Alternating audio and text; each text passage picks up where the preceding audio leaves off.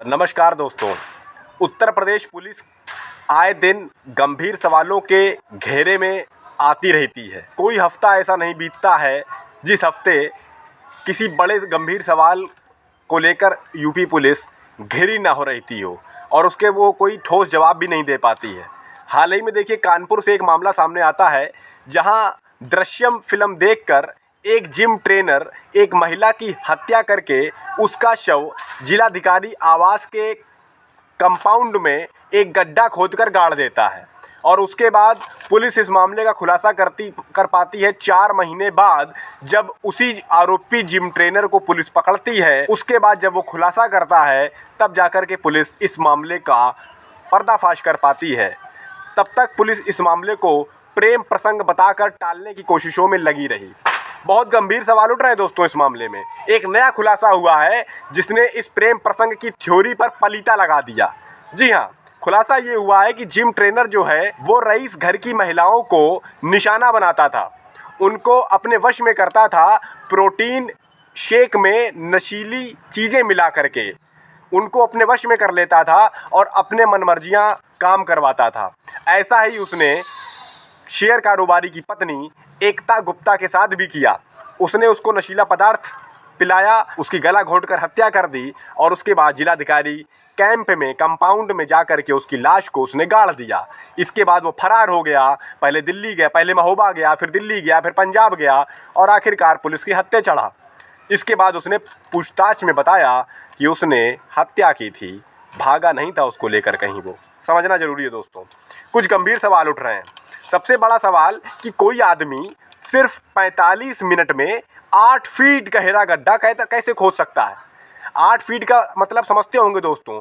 8 feet जो होता है, आजकल शहरों में जो मकान बनाए जाते हैं, उसकी जो तीसरा मंजिल होता है उसकी ऊंचाई 8 फीट होती है।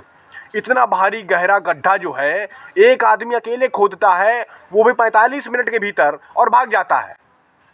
उसके बाद वो फिर आता है और आ करके उसी जिस जगह उसने गड्ढा खोदा था उसी मिट्टी के ऊपर वो पानी डाल देता है ताकि बदबू जो है वो कहीं बाहर ना जाए। जो है फिर वो भाग जाता है, कानपुर छोड़ देता है। थ्योरी देखिए दोस्तों, 2 बार आता है शख्स और किसी को पता ही नहीं चलता है। सीसीटीवी में वो कैद होता है, पुलिस जांच ही नहीं करती है। ऐसे कई सारे सवाल उठ रहे हैं दोस्तों। विपक्ष भी सरकार पर हमलावर है इस मामले में। कौन कौन से सवाल हैं, किस तरह से सरकार फंसी हुई है, आइए एक एक बिंदु पर तफ्तीश करते हैं। 24 तारीख की सुबह जो है वो जो एकता गुप्ता थी वो जिम आई थी। 7 बजे के आसपास सुबह जो है वो 6 बजे वो जिम आई है और जिम में कुछ देर जिम करने के बाद जो है इनका आपस में मैसेज एक्सचेंज हुआ और ये जिम के बाहर जो है जहाँ पे गाड़ी खड़ी थी इनकी पार्किंग में, वहाँ आपस में मिले हैं। मिलने के बाद जो है वो इनमें आपस में हॉट टॉक हुई। हॉट टॉक की जो वजह इसके द्वारा बताई गई है, जो एक्यूज्ड है, कि इसकी शादी होने वाली थी, तिलक होने वाला था और कई अन्य महिलाओं से जो है ये बातचीत करता था। उसको लेकर के उन्होंने ऑब्जेक्शन किया कि तुम मेरी अन्य फ्रेंड से भी बात करते हो और इस तरह की बात थी। इसमें इनकी हॉट टॉक हुई और हॉट टॉक होने पे जो है इसने एक घूंसा जो है वो महिला के गर्दन पे मारा, जिससे उनको चोट लगी और वो अनकॉन्शियस हो गई, ब्लीडिंग होने लगी नाक से। ये डर गया। डरने के बाद इसके पास चूंकि उस समय वहाँ रस्सी भी मौजूद थी इसकी गाड़ी में और एक जो है वो चुन्नी थी, उससे इनका गला दबाया, जैसा कि इसने बताया है। ये बात अभी पोस्टमार्टम रिपोर्ट से वेरीफाई भी होगी। सबसे बड़ा सवाल तो यही है कि कोई आदमी 45 मिनट में 8 फीट गहरा गड्ढा वो भी अकेले दम पर कैसे खोद सकता है। दूसरा सवाल कि आरोपी के बहन के घर में जो जिम ट्रेनर है जिसने उस महिला की हत्या की थी, उसके बहन के घर पर वो कार मिली थी और दुपट्टा, रस्सी जैसी कई सारी चीज़ें मिली। पुलिस को जांच पड़ताल में मिली थी दोस्तों बहुत पहले, लेकिन पुलिस ने फॉरेंसिक जांच कराने की ज़रूरत क्यों नहीं समझी। अगर पुलिस फॉरेंसिक जांच करवा देती उस समय तो ये पता चल जाता है कि दुपट्टा और रस्सी के सहारे जो है उसकी गला घोंटकर हत्या की गई है और उसको कहीं ना कहीं गाड़ा गया होगा, तो पूरी थ्योरी मालूम चल जाती। पुलिस को चूंकि सीसीटीवी कैमरा भी हाथ लग गया था, सीसीटीवी कैमरे की फुटेज भी हाथ लग गई थी जिसमें साफ तौर पर वो आरोपी दिख रहा था। इसके बावजूद आपने फॉरेंसिक जांच भी नहीं करवाई, सीसीटीवी के कैमरे के आधार पर, फुटेज के आधार पर आपने जांच भी नहीं की। यानी पुलिस की साफ तौर पर दोस्तों यहाँ लापरवाही इस मामले में देखने को मिल रही है। जिस पर आप भरोसा करते हैं वही अगर भरोसा तोड़े, और जिनसे उम्मीद करी जाती है कि हमारी मदद करेंगे वो तंत्र ही हमारी मदद ना करे, तो ऐसे में भरोसा टूटता है। ये घटना किसी भी परिवारिक व्यक्ति को अंदर तक हिला देने वाली है। जब पहले दिन ये गुमशुदगी हुई थी तभी परिवार ने आशंका व्यक्त करी थी कि अनहोनी हो गई। जब वो गाड़ी मिल गई थी और गाड़ी के अंदर रस्सी और क्लचर जिससे संघर्ष के निशान दिख रहे थे, कहीं ना कहीं संघर्ष किया गया है, तभी परिवार ने आशंका व्यक्त करी थी कि अनहोनी हुई है। लेकिन पुलिस ने इस मामले को बहुत ही हल्के में लिया और एक जैसे रूटीन टरकाया जाता है ऐसे टरकाने का प्रयास किया। हम लोगों ने भी प्रयास किया, कई बार अधिकारियों से बात करी कि इसको गंभीरता से लीजिए, मामला गंभीर दिखता है, पर उस तरह गंभीरता नहीं हुई और ये घटना घटित हो गई। हम समझते हैं ये घटना की जो स्टोरी अभी तक आई है, जो कहानी अब तक बताई गई है मीडिया के माध्यम से, अधिकारियों के माध्यम से, वो अभी हम लोगों को भी पूरे तरीके से हजम नहीं हो रही। ना वो बता रहे कुछ बैंक का कुछ इशू था।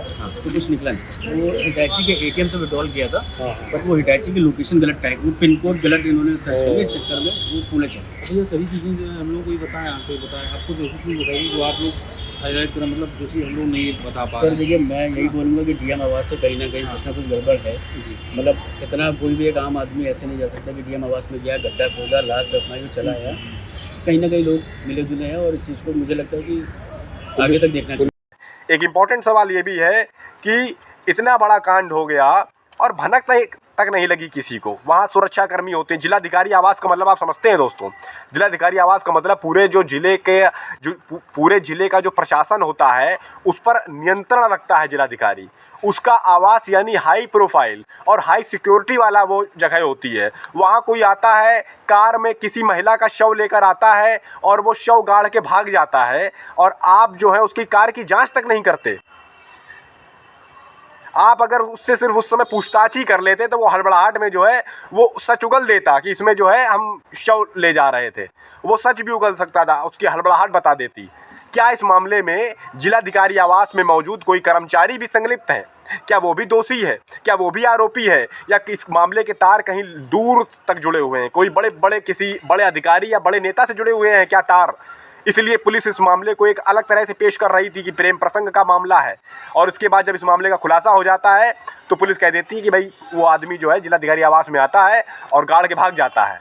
एक अकेला 8 फीट गहरा गड्ढा 2 बार आता है, सीसीटीवी कैमरे में भी वो रिकॉर्ड होता है। ये पूरी गुत्थी जो है ये किसी बड़ी साजिश की ओर भी संकेत करती है। इस मामले में विपक्ष जो है सरकार पर हमलावर है। सपा मुखिया अखिलेश यादव ने कहा, सोशल मीडिया पर लिखा कि पहले तो हत्या का साहस, फिर डीएम आवास के कंपाउंड में शव को दफनाने का दुस्साहस। भाजपा राज में गुनाह करने वाले कैसे बेखौफ अपराध कर रहे हैं, ये साफ दिख रहा है। वहीं दूसरी ओर यूपी कांग्रेस के अध्यक्ष अजय राय ने इस मामले में कहा है कि जो जिले की सत्ता के संचालन का केंद्र है यानी जिलाधिकारी आवास, उसी के घर में लाश मिल रही है, ये जंगल राज का सबूत है। यानी उत्तर प्रदेश की सरकार का जो शासन है उसको जंगल राज बताते हुए अजय राय भी जमकर बरसे हैं।